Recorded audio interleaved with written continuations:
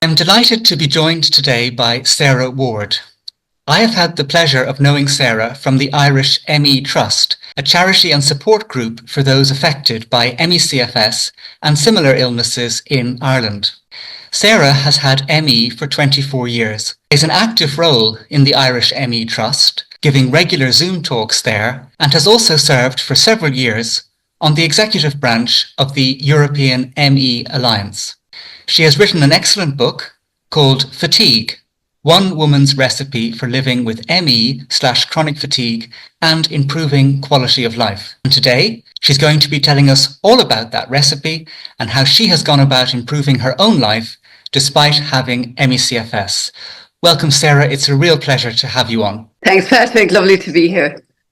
So, Sarah, why don't you please start off by telling us a little bit about your background? My background, I'm born and reared in Limerick, and my father was an architect and my mother was a radiographer, and she stopped working because she had 7 children. Once she started having one, that was the end of it. She says, right, I'm minding my kids.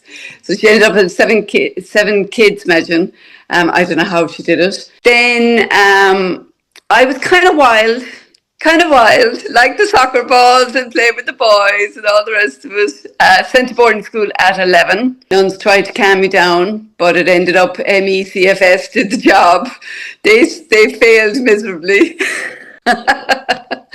When I got to working and everything, I worked and I travelled. I lived in Rosslare for 6 months. I worked in Paris for 6 months, came home.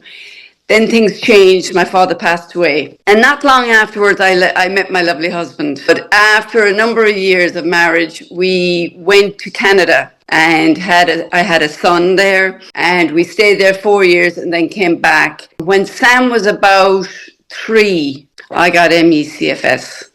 And that put a halt to everything because I adored skiing. I was very active, loved life. Everything was dandy till one day I got a cough. Started coughing very aggressively, ended up breaking a rib. Now I did have an ache and stuff in my rib, so it was probably bruised. It was quite a substantial ache actually, and thought, oh listen, I've just pulled a muscle or something. Ended up going into work and it popped. Ended up in emergency and very lucky to get out. Basically, had a doctor who took the reins, a second opinion that I insisted on getting, took the reins very quickly and literally saved my life. I had what he said was a very close encounter, ended up with double pneumonia, 2 broken ribs, and in very bad shape. So, trotted along, got home, tried to get back to work, wasn't happening, body kept kicking back. And then after about 5 months, I really at this stage now was missing work. I loved work, I'm very social. And I felt that I was able to get back to work, something very easy. I completely backpedaled to something that was very easy. I think it was dropping leaflets in doctors' offices around the city or something like that. It was very, very low key. And went back to the doctor and he said, will you do one exercise for me? And it's very easy, just over a week. And if you pass this test, you can go back to work. I said, it's great. So he said, go to the gym, get on the treadmill for 20 minutes and just nothing else. And every second day, do that. So I went the first day, all went well. I was thrilled with myself. Left it another day, went back the next time. My legs wouldn't do anything. Everything was like lead. I couldn't understand it. I was going, what is happening here? Couldn't do it. Lasted about 5 minutes and then that was it. Didn't even get to the third day. Ended up in emergency with pneumonia again. And this pneumonia, like, it really didn't wait around. It kicked right in. It fast and aggressively. Ended up on a drip a few days later. And basically, that was it. My body would not come back from that. It completely changed the whole scenario of what I could and couldn't do. There was no question of going back to work. So I had to get my head around all this. So they basically told me I was an invalid when I left the hospital. They said, do nothing. Absolutely nothing. Just take it really slowly. We do not want this coming back again. So we're telling you, abide by the rules. So I did, and I found it quite difficult because I couldn't talk for very long. I started slurring my words. The fatigue was setting in. I was stuttering, and I said, listen, I got to go. So it completely altered my life. I went from an active skiing, hiking, biking, traveling, blah, blah, blah, to I had 85-year-olds who could do more than I could. About 8 years, I hit a crossroads. I was not doing well. I was not getting back to work. I was told to retire many years prior to that, but I knew now I had to retire. I knew I was very limited. I knew that my brain function wasn't what it should be. My memory wasn't what it should be. Certain words would come out and they wouldn't be the right word. Like I might need to say cherry and I'd say blackberry, something like that. The wrong word would come out, basically. The brain and the mouth weren't connecting all the time. Yeah. So that was a big problem. So I couldn't, if I went to a job, I'd be fired because of the fact that I might get through the first day, but then it would be downhill from there, basically. So I got some help at around year 8. I did a thing called personal-centered therapy with Louise Keogh, which basically I had to retrain my whole thought process. That was very important because I was giving myself a hard time over having to go to bed in the middle of the day. I said, oh my God, I'm turning into my mother. I don't want to go to bed. I'm wasting time. I should be out working. I should be out, doing things. I was very hard on myself. I couldn't go for my long walks with my husband, which we loved every night. We'd go for an hour-long walk together. And it was a good thing because we'd talk and we'd connect and, it was great. Whereas now I couldn't do that. So we had to get our head around, okay, going for a 5-minute walk was an achievement. Even a 1-minute walk was achievement on a bad day. And now I can do a little bit more. Some days I can only do 5 minutes. Other days I can do 20 minutes, 25 minutes. At what point were you diagnosed with ME? This test that this doctor got you to do early on when he asked you to go and exercise in the gym, I almost wonder if he was looking for post-exertional malaise. Was he kind of clued in, or when did that diagnosis come, and what kind of support did you get with ME in your early years? When I got the pneumonia the second time, I was sent to a doctor in the regional and he diagnosed me like that because it was very obvious what was going on. After I had an idea, all right, after when I got the pneumonia the first time, and it was about 6 weeks after, 7, 8 weeks afterwards, my family were kind of going, there's a very drastic change in you. Are you sure you're not depressed? I don't like depression. I was afraid of depression. I don't want to be depressed. I'm afraid of, what the word means and stuff because I don't want to, I've heard of people who have had depression and what they do. And I was afraid of it, to be honest.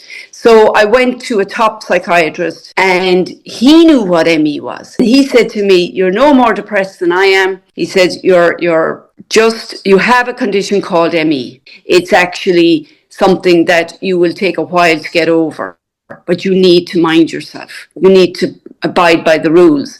And I thought I was, I am naturally a go-getter, a doer. So to slow down this racehorse, as they call me, is quite difficult. So I did try and pace things. I did try and do what I was told. But obviously, I thought I was on the right track, but my body had a whole different idea.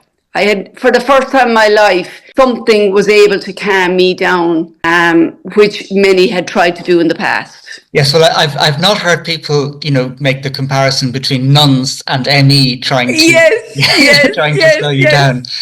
But the ME sadly did.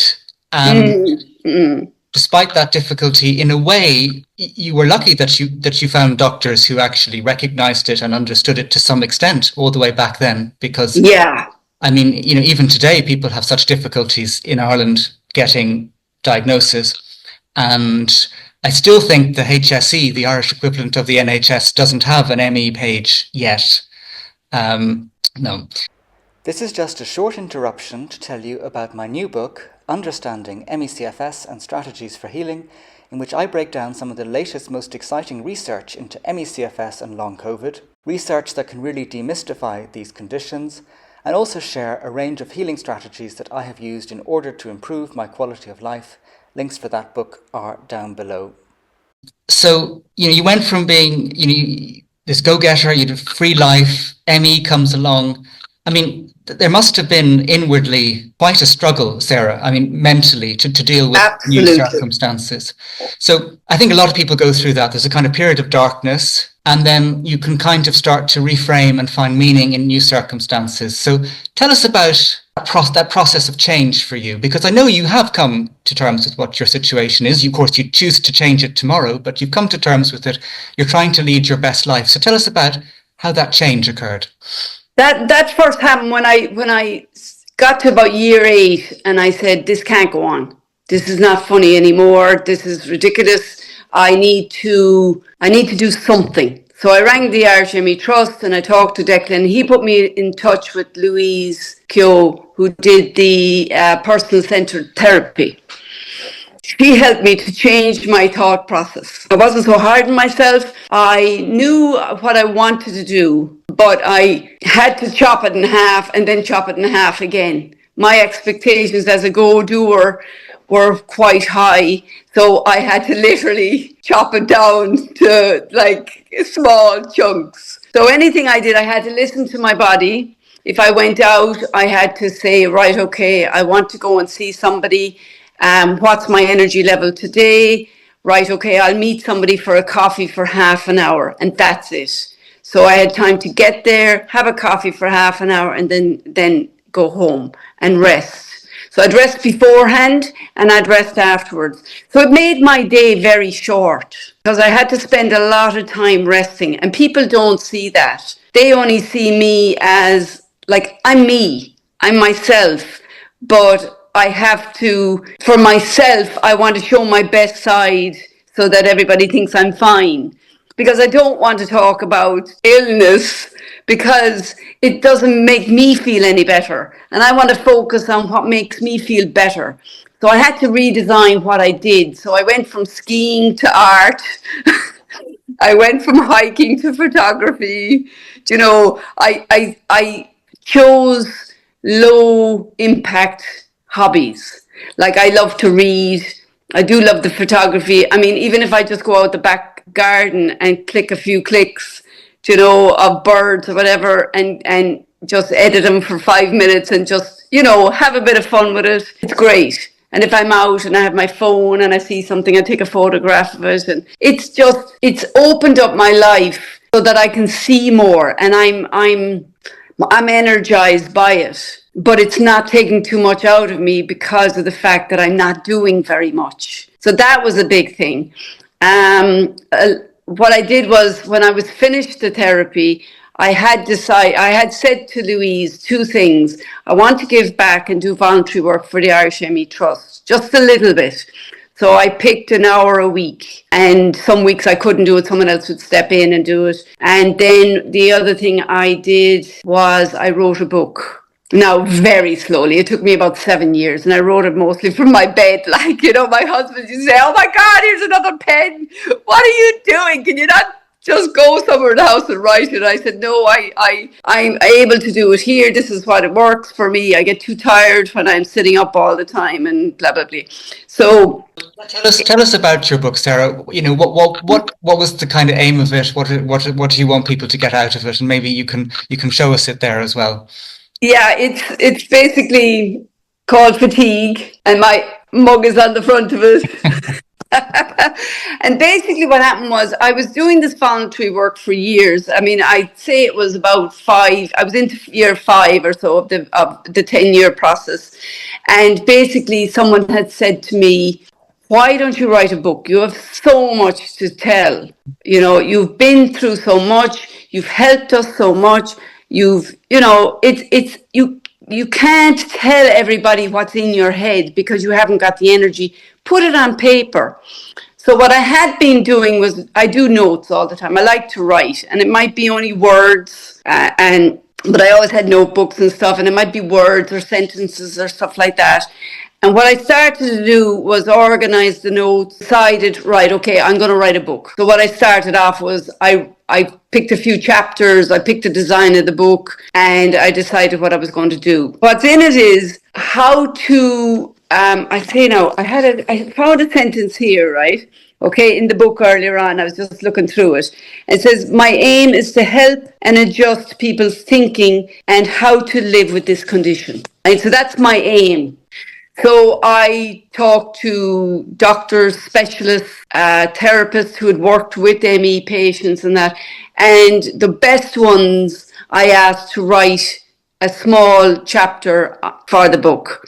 So they're in there. So there's great advice in there, not just from me, but from specialist doctors and therapists. It strikes me, Sarah, about when you were sharing about how you've gone about pacing to manage the ME, is that actually it's not just about managing the ME, you're trying to pace in a way that you can still have real life. Yes. It's So not what just I do, about avoiding PEM. It's about, doing the photography. It's about meeting friends. It's about saying, how can I have a life that I can actually show up for and be okay for? yeah, and to do that, I had to stop focusing on me, right? And focus outside me, not on my illness and whatever, but how can I help others? What's the positive things in my life that I can share with others?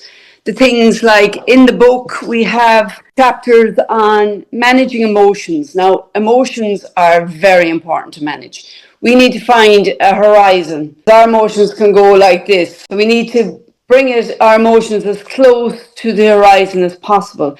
And I find breath work phenomenal for this. And just pausing, not jumping in and reacting to people, what they say, because people can be very insulting. And they can be very hurtful. Don't empathize. They think, oh, like somebody said to me, oh, I have to work. And I'm going, I give my teeth to work. I love work. I used to enjoy work. I was called Smiley, and Speedy on the slopes. I used to, I was definitely not a grumpy person or a lazy person or anything like that. I was a go-getter. I loved work. I loved interacting with other people. It stimulated me. Things like dealing with anxiety, fear, your thoughts, getting to know yourself. I had to reanalyze my likes and dislikes and what I could do and what I couldn't do. So I had to get to know myself and get back in there and see, right, what can I do that I love? And I've always loved photography, but I never took it beyond clicking. I had a good camera and I pointed and clicked and that was grand. But now I have slowly learned how to do other things with it, like slow shutter speed and aperture and all those little tricks you can do to make the photography a little bit more interesting. Just added an extra dimension. And I felt I was learning something, which was very important for me because I've always loved learning and every day I learn. Even if it's a one thing, I am happy with that. Other things I really needed to learn was boundaries because people can be quite harsh and they don't understand how, right, I'm 85 and I can play 6 rounds, I can play 6 holes of golf and you're there and you can't even do one. I mean, come on, get out of yourself. Come on, kind of thing. And I'm going, I'm just going to ignore this conversation now because it's not, if I open my mouth, it's not going to go very well. And she is 85, so I will understand that she doesn't understand. So you're not just going to take up the golf club and... No. I will control myself. You'll control yourself. But one thing that strikes me about what you're sharing, Sarah, is that when one is chronically ill, it can be very easy to see everything through the lens of that illness. It's ME-CFS becomes our world. We want, if someone says something insensitive, we want to take them up on it. We're constantly making decisions through that framework. But what I love about your approach is it's like saying, well, I'm still alive, I'm still here, and I want to live the best I can. Yes. And actually, I'm in the process of writing another book. And it's about, it's going into depth about the things that help me most, right? And one of them is being 100% authentically you, right? Just be you, own it, don't apologize for it. Learn little communication tricks that will help you not to get sucked into other people's drama, other people's, I guess, their inner anger. Because really, these people who are giving you a hard time, their inner voice is very harsh and they're just passing it on to you, but you need to protect yourself from that. That's very important. If you focus on yourself and your illness, you're only going to go downhill. You're going to sink faster than the Titanic, right? And that's not what we want. We want to live a life that will get a snippet of what we are, okay? And we may not be able to do everything we could do, but we can do a fraction of what we can do. Like we used to be able to go out for a night out and spend 3 hours dancing on the dance floor and having a couple of drinks and going off afterwards for chips and conversation and coming home at 4 o'clock in the morning and sleeping and getting up at 8 o'clock for work the next morning. Now what we do is we go out at 6 o'clock. We might have a ballygown, have a nice conversation for an hour, come home and chill out for the night. In bed by 9 o'clock, it's like, everyone else in the country is going out for a night or getting ready to go out and they go out around 10:30. I'm in ZZ land by then, like. Oh yeah, no, I can't understand this going out at 10 o'clock. Like yourself, I'm in bed at 9:30. That's enough, Oh God, yeah. So Sarah, you're sharing a lot of things that have helped improve, your outlook in having ME-CFS. Would you say that you physically improved in terms of how the illness has been over the years? Yeah, not really, no. I'm still quite limited. I have two sisters who are in their 70s and I can't keep up with them. They go out and they walk for 45 minutes and I can't do that. So I can't join them. So that's something like my husband says, don't be giving yourself a hard time. You do what you can do. Listen, just need to say, right, this is where I'm at. I accept where I'm at. I can do X, Y, and Z. Focus on that. And as someone said yesterday, I was listening to someone yesterday, and they were on about your thought process and how, if you have say I have a fabulous memory of my sister and going to the beach or going to the beach with Jim down to Lahinch and last summer going down to Quilty Beach and we're all having a little picnic. And they're the memories that if I'm finding myself slipping and going into negativity, I pull up those memories and I go back into that moment and I feel the joy and the laughter of that moment, and that lifts me up. So it's about staying in your vibrations higher of love and kindness and joy, rather than going down into giving yourself a guilt trip or a sorrow or fear or that. That's very low vibrations, which we want to steer out of. They're not going to do us any good. Now we will have moments and we're allowed to have moments. My son used to say to me, Mum, you can have 10 minutes. Because if I got upset about something and I cried, he says, you can have 10 minutes of crying, right? And then we're going out for a drive. 10 minutes, right? So enjoy it, and off we go, right? So he'd leave me alone for 10 minutes, and he'd come back in then, right, your time is up, right? Come on. I was going, give me another 10, will you? No, come on, let's go. And he'd take me down. He'd say, we'll go for lunch, because he loved to eat. Yeah. We go for lunch. You could buy me lunch.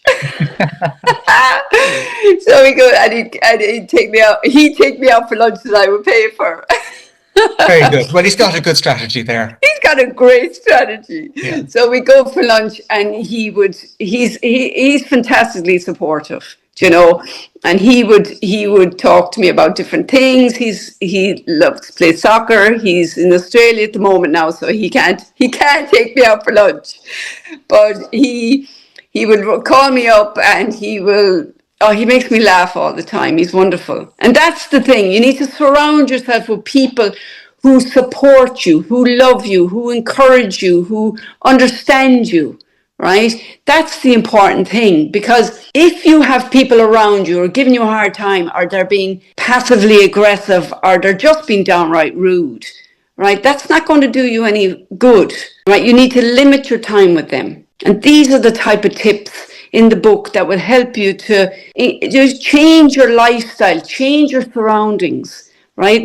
And feel loved, you know. Don't be watching those horrible movies where they're all barking at one another and they're, you know, watch the comedies, watch the nice stories, watch the thrillers, you know. And if you're inclined to watch a horror, which I can't do because I sleep, talk and walk, I tell you have to watch a comedy afterwards. If something happens in a movie, I have to go like this, and then afterwards I have to go. I have to watch comedy.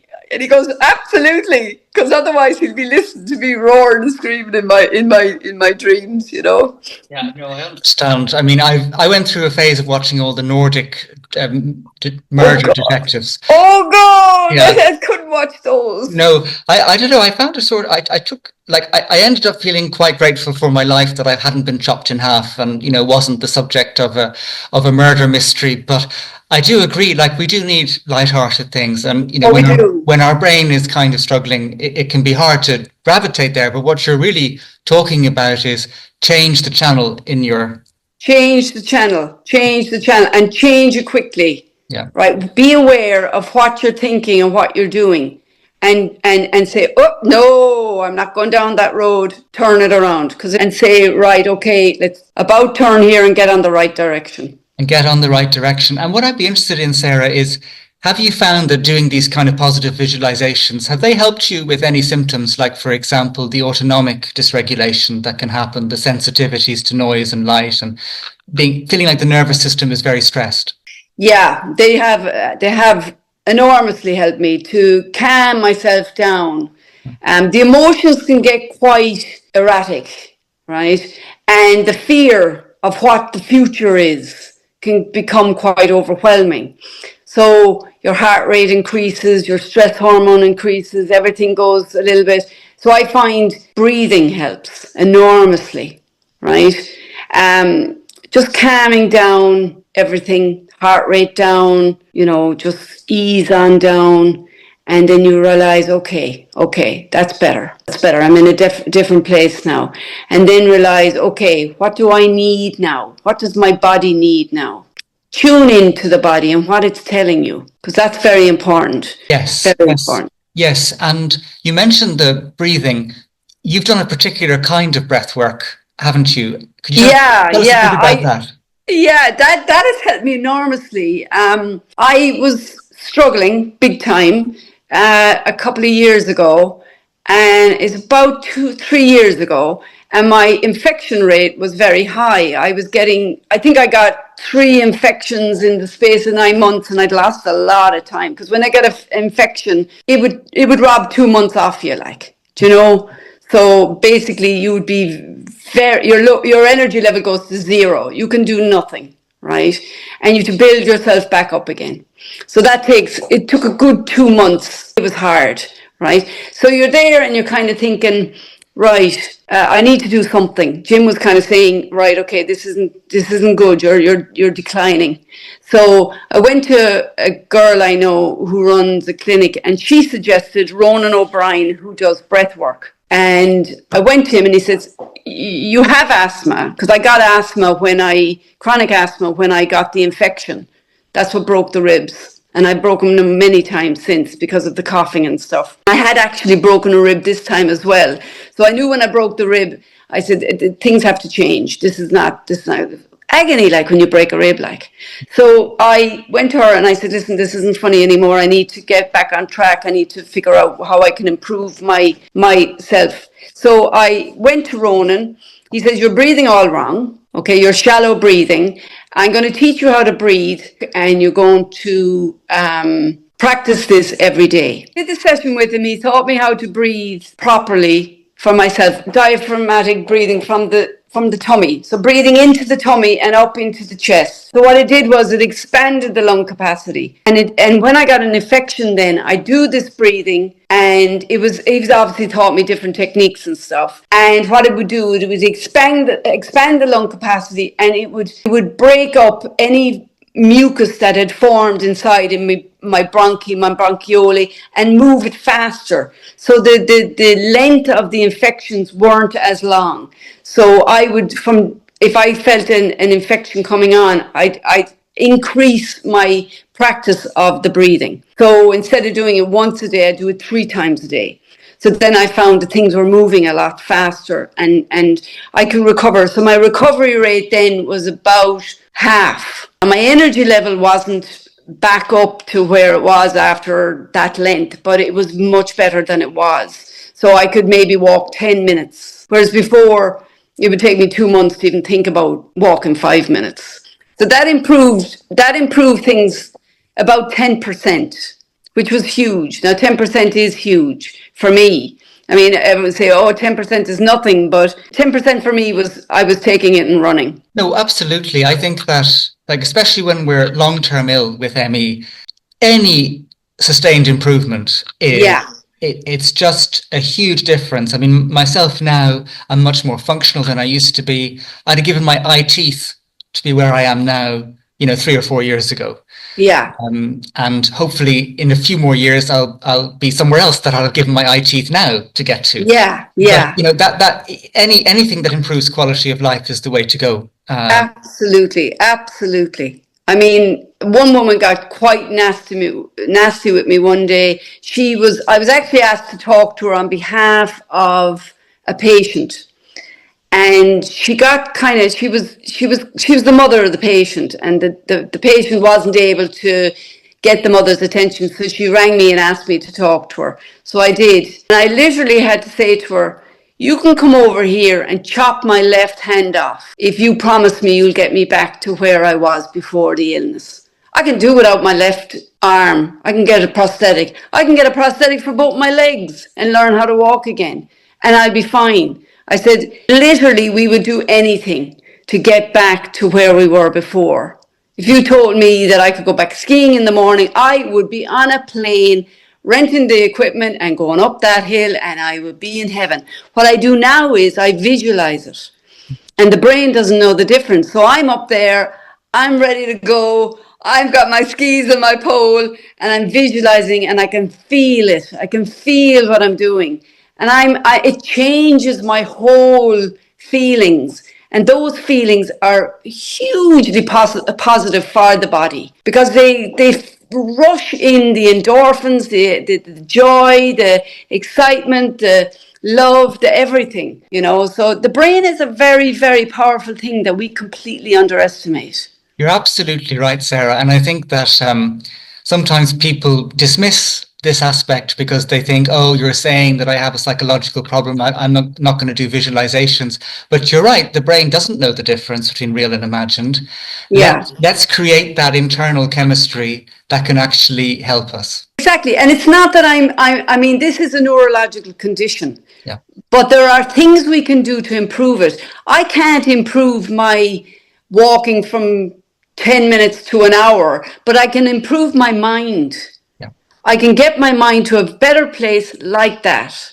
Yes. And that's what will keep the smile on my face, and that's important, because I was known as smiley before, and I have people around me. I had a son who was 3. I have a husband who doesn't want to look at a grumpy dog every day of the week, so I am myself. I mean, I will get tired and I'll get quiet, and that's how he'll know. He says, I always know when you're getting tired, because you start mixing up your words and you start stuttering and stammering, and your battery just goes, literally, it'll go vroom, and you'll go quiet, and I'll tap you on the shoulder and say, come on, we're heading off, or time for you to go for a rest, or, and Sam is the same. He used to know as well. He'd see it. It's quite visible, you'd literally be here and suddenly go, vroom. It's like falling off a cliff. It's very, it's very, very sudden. And it's something that, again, we go through ME and we can have the times where we actually feel okay. There are some times that I think, well, if my life were like this all the time, I would accept that very happily. Yes. But then suddenly there's the dump that happens. That's always the thing. And of course, that's hard for other people to get their head around, because they can see you all right and they don't see what can happen next. Another thing that's really helped you is sound therapy. Can you tell us a bit about that? Yes. We did, in the Irish ME Trust, we did a sound therapy test lately, right? And we listened to a piece that was designed around certain tones. So we listened to that every day for 6 weeks. And I must say, at the beginning, it did trigger things because the vibration, our body is 90% water, right? 70 or 90% water, right? And it vibrates. Water will vibrate if you put on music. So when you put on this sound therapy, it affects your body. It affects everybody in your body. So things will get unstuck because the vibrations will move the water and the movement will go in. It's like an internal massage. Just like the breath work is an internal massage. These things are very, very important for you to self-care. So we did this, and the first 2 weeks I got a migraine. And I was going, oh no, because I had migraines very severe migraines for the first 15 years. And they were really, really bad. I mean, I'm talking 2 injections into the derriere in a hospital, and that was the only thing that could fix it. Like I had done acupuncture for about a year, and I'd finally gotten over the migraines, and I got a piercing in my ear that helped as well with the end bits, the stiffness in the neck and stuff, which helped an awful lot. And so I got the migraine, but it wasn't as severe, so that was great. So then we had these charts to fill out, like say in each part of your body where you're feeling pain and stuff, and I had a big circle around the head and stuff for the first week, and then that improved. Other people had pains that would come up in the shoulders or wherever. But as the weeks progressed, there were slight improvements. Like when we got to week 4, I noticed slight improvements. And then by week 6, another slight improvement. So I noticed I wasn't getting as triggered by things. I wasn't as emotionally imbalanced, say. I was getting slight bits of energy in different places that I felt was, oh my God, this is an improvement. I see an improvement here. So there was different aspects of it that it definitely improved. So I listen to it now periodically. I might turn it on if I wake up in the middle of the night and I want to get back to sleep. I'll turn it on. During the day, if I'm doing something, I'll turn it on. It might be only for 10 minutes, 20 minutes, whatever, but it's on in the background. So that sound frequency is very, very important for our bodies because it will alter stuff. It will move stuff. And there are things probably in our body that are stuck and need to be moved. Just like my bronchioli needed to be moved because of this. There was pieces of mucus stuck to them that needed to be moved. So you need to do these things.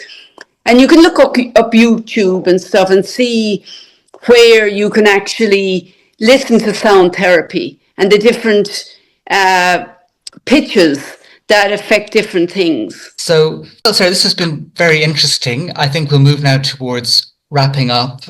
Could you tell us a little bit about IMET? I mean, I'm just thinking that there might be some Irish people watching this who mightn't actually be aware of the Irish ME Trust. Can you tell us a bit about what it does and how people can find it? Absolutely. The Irish ME Trust is run these days by Declan.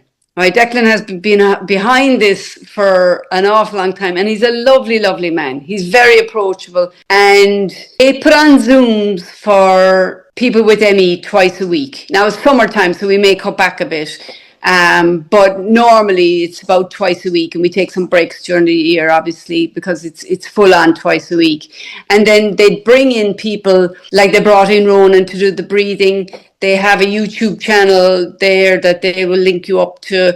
You can join these Zooms and you can join literally from your bed. And you don't have to have the camera on. You can just listen in and you can even get one tip from the lesson, from the talk and say, yeah, I think I might try that this week. Like we had a talk yesterday and it was on neuropathy. So she talked about the diet and how we can use the diet to benefit us. It was just one area, and the diet actually is covered in my book as well, and how to introduce good fats into our diet and how to reduce the sugars and look after our bodies. Now, we don't have to give up the sugars, but we definitely have to reduce them. Sarah, what would be first of all, what's next for Sarah? I'd like to ask. And secondly, what would be the final thoughts you'd like to leave people with? What's next for me? I'm writing the book slowly, the second book slowly. So I would like to find an agent to publish this one. I am in talks with somebody at the moment who is giving me advice, so that's helping. What's next for me? Just keep doing what I'm doing, pacing. The hardest thing with this condition is the post-exertion malaise, and that is the fatigue after you do something. So recently I went over to see my sister in England, and I didn't pace as strictly because I said, listen, this is a weekend, I want to enjoy myself. It took me 2-3 weeks to recover. Post-exertion malaise is vicious if you don't listen to your body. Now, I didn't go mad, obviously. I still was in bed pretty early, but the traveling and everything and the talking all the time and the laughing and stuff like that and doing a little bit more, obviously you have payback for it. So by the time I was coming home, it was only a quick visit. I went on the Wednesday night and I came home with my husband on the Saturday. By the Saturday I was cooked. They could see the decline pretty obviously. So my goal is to just find a cure. I would love to find a cure. Somebody to find a cure at this stage. I mean, it's around long enough now. You need to find a cure. With AI, I'm hoping it'll help to find a cure and speed up the process. I'll continue with my photography. I will continue with my volunteering with the Irish ME Trust. Anybody who wants to get in, just Google the Irish ME Trust, get in touch with Declan and ask him to put you on the list, and you'll get the Zoom calls. So yeah, it's just about trying to keep a balance. That's my biggest thing, trying to keep a balance so that I don't dip. The dips are horrendous and they're very bad for our body. So just trying to keep it even keel, pacing. Communication, I think, is very important. I'm working on communication at the moment. Not being triggered by others, communicating when, in a polite way, obviously, when, people are rude to you. If you kind of say, did you intend to be rude to me? Things like that. They become aware of the fact that they've been rude then, and they'll go, oh no, I didn't mean to be rude, because nobody wants to be rude. So, just those little phrases that help you to kind of stop the conversation or stop the person that's being rude to you or whatever. So communication is a very powerful thing that we can learn. Self-care and having good friends around me like you. Thank you, Sarah. Well, it's lovely. I really have so much enjoyed getting to know you and to become your friend. And it's been a delight to have you on today to share your wisdom with us. And I would recommend everyone to go and check out your book. Yeah, because there's so much more tips in the book. I mean, I can't. There's endless chapters, and they're all small little chapters, so they're easy to read. And it's all down to earth stuff, and it gives you so much tips that I can't express in these short videos. I gave you a couple, but that's just a taster. For sure. I mean, it's a 100% ME friendly book. And what also strikes me about your story, Sarah, is that you're still smiley. You still got your free spirit. ME has not taken that away from you, and it's inspirational, I think, how you've gone about living with this condition. So thank you very much for sharing your story with us today. Thank you, Patrick, for your kindness.